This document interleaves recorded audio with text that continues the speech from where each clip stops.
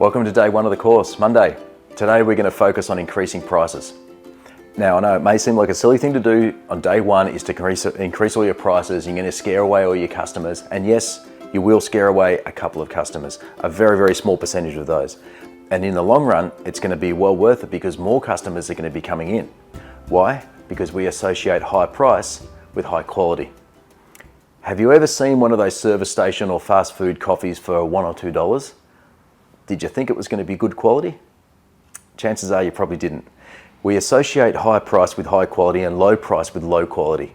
So if you're on the cheaper end of things, the first thing you need to do is increase your prices, but at the same time increase your quality. You also want to charge a premium for a good quality product.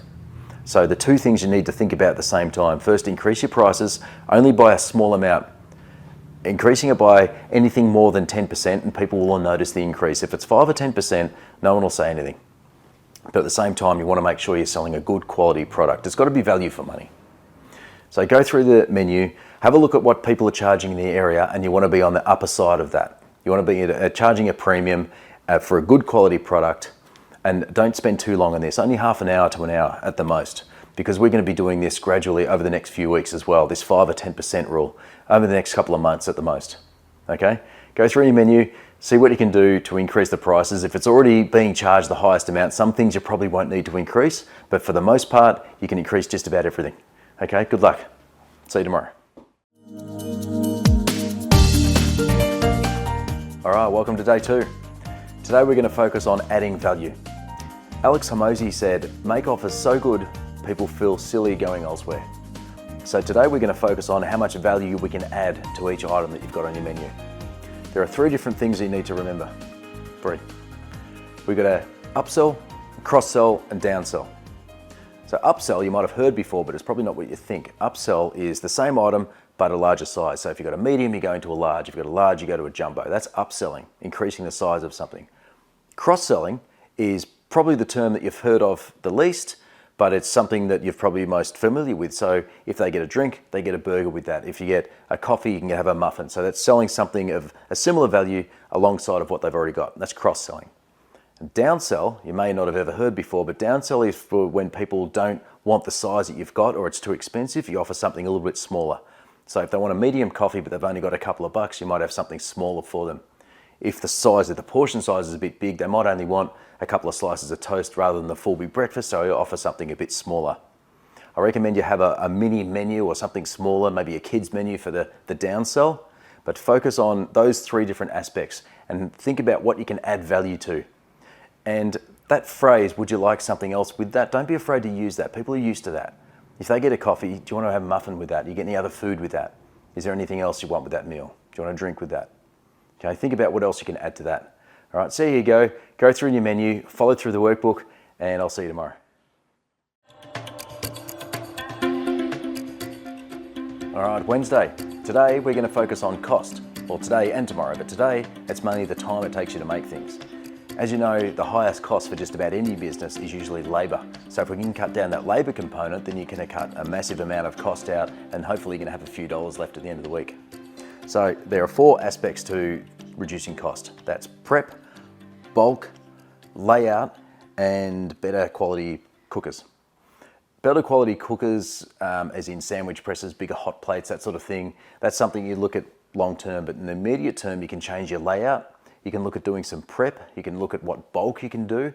You look at anything on your menu and think, is there something I can do to reduce the time it takes me to make this during the day? Even if it's bringing a staff member in an hour earlier in the day to prep some stuff, so throughout the day you might not need to employ that extra staff member. There's certain things, there's always a better way. And every time you're prepping something from now on, as you're doing it, a few times during the week, just think, is there a better way of doing this? What can I do to make this a little bit faster? Have a look at that Speedy system that I've made a link available for you in the workbook. See what McDonald's did to come up with a better quality system for them to make things a lot faster and more efficient. Okay, not that you have to duplicate that, but that just gives you a couple of ideas to see what you can come up with. All right, see what you can do to try and reduce the cost, the labour cost. If you can cut back a couple of hours at the end of the day, then that's going to save you so much money by the end of the week. Okay, good luck, and I'll see you tomorrow. All right, welcome to day 4 of week 1. Today we're going to focus on cost again, but it's more the cost of the raw materials going into your menu. So we don't want to reduce the quality. This one's a little bit tricky. You want to keep the same high quality, but you want to buy that a little bit cheaper. And the best way of doing that is buying in bulk. So talk to your supplier, talk to the people who you buy your products from, and ask them if you were to buy double the amount or triple the amount, if you've got the storeroom, that is. You might not have the fridge space for it or the storeroom for it, but if you can, buy double the amount and ask them if they can get a discount on that. 9 times out of 10 they will, and they'll have a bulk buy discount. If they don't advertise it, talk to them about that and I'll ask them how much you need to buy. If they can't do that, then you might have to shop around. And there's always going to be a slightly cheaper price if you're buying in bulk or you're getting from a different supplier, or even tell them that you can buy it from somewhere else. The second way is to sell their products.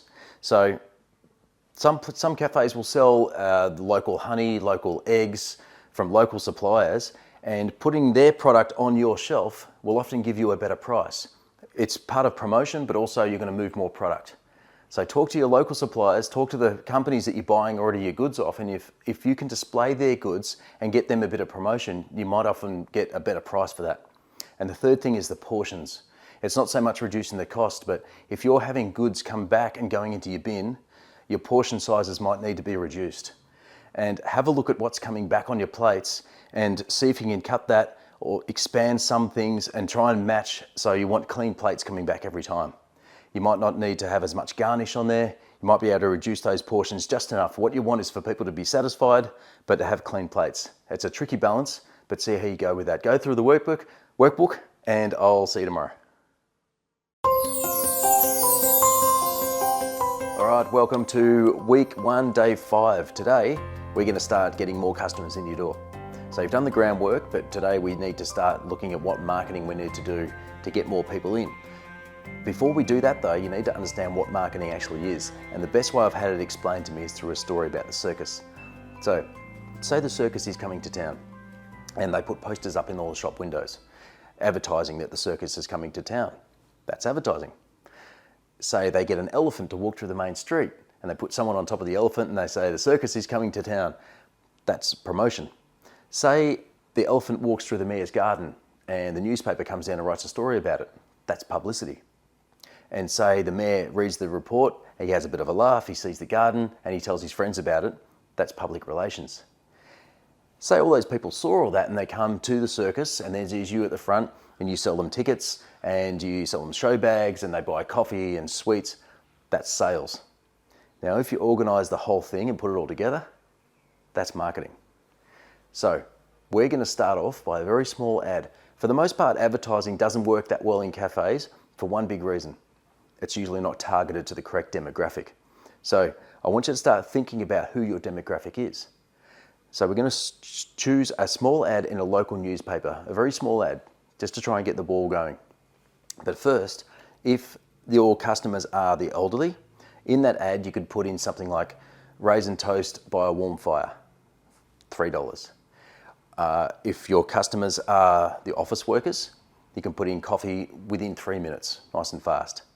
If your customers are families, you can put in, there's a little playroom and we do ice creams. Something like that, but you want to focus your ad for your correct demographic. But you need to start thinking about who your demographic is first. The other thing you need to do is start getting loyalty programs going. Loyalty cards are the best ones to start with. If you haven't already got them, you need to start getting some loyalty cards. And when you get the loyalty cards going, offer to have them stay at your shop. Some people want to take them with them, but if you can keep them in a little teledex thing, or even better, you put them on the wall for the world to see. When you display them on a wall, just on a little pin chalkboard or corkboard, then 2 things happen. One, the customers come in, they know their loyalty card is always going to be at the shop. But a better thing is when new customers come in, the first thing they see is a wall displayed full of loyalty cards. It shows the new customer that you have loyal customers straight off the bat. The second thing you can do is start getting a contact list. So start gathering names and addresses. You can start this from day 1. So start this straight away. And you can do this by offering a free muffin, a free treat, an upgrade, but try and gather some emails. And we're going to work with this a bit later on down the track, but start this like now. gathering a few emails, this is going to be a contact list, and this is going to be worth a lot of money for you. It's going to be worth a lot of money for the business. So gather some emails and do it through offering something as well. Okay? Go through the workbook, follow the directions, and I will see you next week.